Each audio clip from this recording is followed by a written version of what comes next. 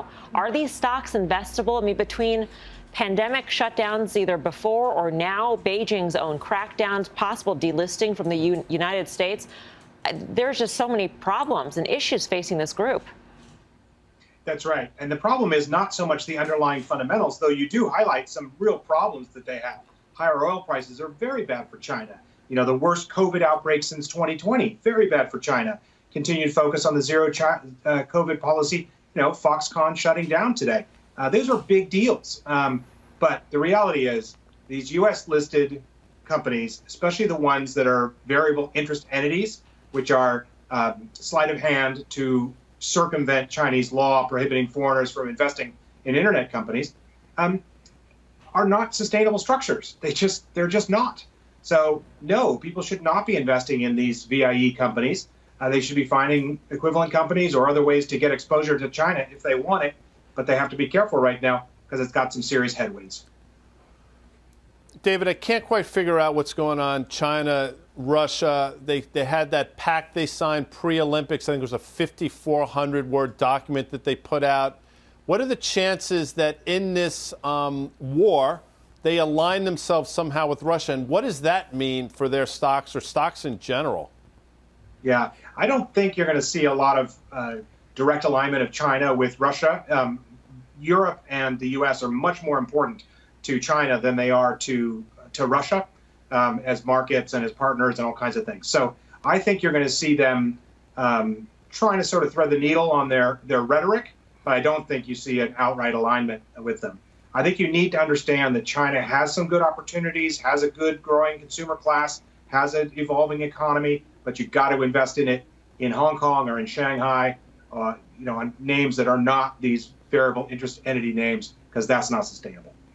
But even so, David, I mean, putting, and these are major concerns, but putting, you know, Russia, Ukraine aside, putting delisting aside, and let's say you're not looking at those VIEs, are even Chinese domestic names at this point worth investing in given the economic backdrop for China? Well, the economic backdrop for China is certainly challenging, especially with the resurgence of COVID there.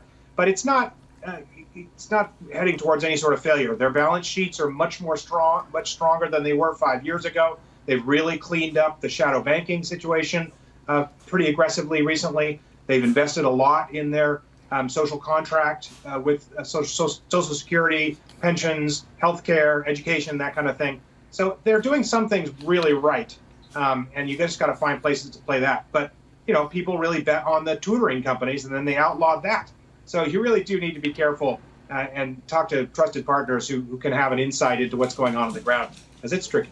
You gave us a list of 3 companies to absolutely avoid: PDD, Pinduoduo, 51 Jobs, which is ticker Jobs, and then Tyson, which seemed out of left field. Can you explain Tyson?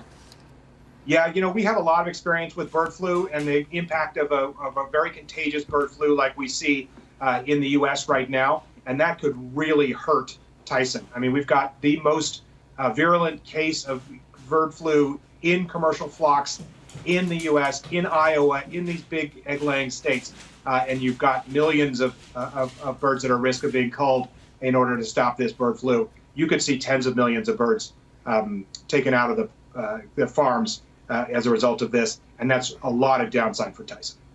All right. David, great to have you with us. Thank you. David Riedel, Riedel Research. We're focusing on tech, but I did want to go there because obviously we're facing all sorts of other inflationary pressures here, especially in the food chain. Pete, what do you make of China tech? You know, Mel, I've stayed away from it for a really long time, and I've only been trading with the options. I've not traded stocks for a long time. As you remember, I was Luckin Coffee for a long time. And after that experience, I said, you know what, never again. They're never going to catch me back in there again. I will say this. One of the things that we are seeing trading right now is what appears to be, to me at least, individual stocks they are selling. The sellers are everywhere, right? And we know that by the reaction we're seeing in some of those names.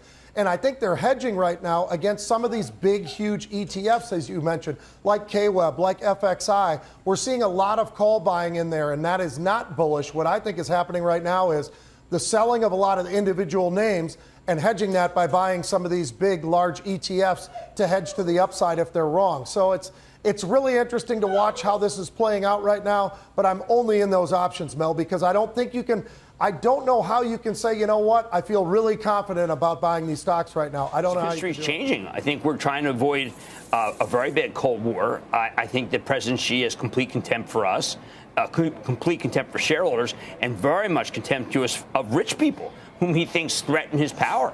So I believe that this is just all geopolitical. Look, Alibaba's going to do well. JD's going to do well. BIDU could do well, but that doesn't mean that their stocks can translate into doing well. I think that the President Xi does not like capitalism, and he is a return to the old style. Is there a price, though, at which you would buy into any of these companies? I mean, we're looking at a screen right now. Do that? Why would I do that? I'm just asking the question. I mean, you can make the argument that at some point the price is low enough that the risk that it continues to go lower is reduced. I could do that, but that's irresponsible of me to do that. I can't recommend buying stocks in a communist regime that is a totalitarian dictator who's not just human rights, but is doing much more than that to be able to solidify his power. I think it's irresponsible for me to come out here and say, you know what? At 108, it's fully discounted that the man is a terrorist dictator. I can't. At 97, it doesn't matter that he's killing a lot of people and that he's retraining people and there's concentration camps. And don't worry about it. I'm not going to do that. They're showing no mercy. It does seem like when you turn a profit company into a non-profit company, what you're trying to do is make it so that there are rich people who are just stripped of their wealth. It's very Maoist. It's Stalinist. We tend not to see that. I think these are very serious violations that make us realize that capitalism is not alive in China. And we kidded ourselves that we thought that the party was somehow going to want to join the rest of the world in being capitalistic. They're not. This is a dictatorship, and we're beginning to wonder. I question every one of those companies that's on that list. Any one of them could be vulnerable. It's time. You got to go. You can't own these stocks. I mean, the party may decide tomorrow that Alibaba's charging the people too much. So I don't know. Andrew, I think we're discovering that they were communists. But they were communists all along. Is this actually the first time that Jim Cramer had gotten something right? He said not to invest in Chinese stocks, and he was actually right this time because Alibaba and many others are just getting destroyed day after day. Alibaba is currently below IPO price. Also, Cathie Wood sold all her Chinese stocks. She did get into XPain, which is an EV stock, but other than that, she sold almost everything. Alibaba, Baidu. Let's just take a quick look at a 9 months chart. It's very ugly.